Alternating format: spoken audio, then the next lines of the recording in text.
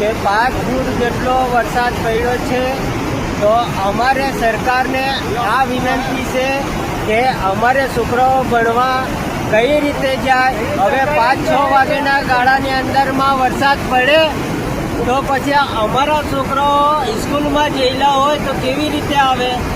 આ નદી જોવો કેટલી જાય છે. આ સરકારને અમારે આ કહેવાનું છે કે અહીંયા 108 પણ આવી નહીં શકતી. હવે તમે જોઈ લો, પેલી તેણે છે ને છોકરાઓ ભણવાવાળા છોકરાઓ બધા અટકેલા છે. તો અમારે આ સરકારને એટલી વિનંતી કરવાનું છે કે અમને વહેલી તકે આ પુલનો કંઈ સુવિધા કરે. અમારા છોકરાઓનું ભણતર બી ઓછું થાય છે. આ ચિકાલી ગામમાં વરસાદ એટલો પડ્યો છે તો 2 ગામ લાગે છે, નરવાડી ચિકાલી.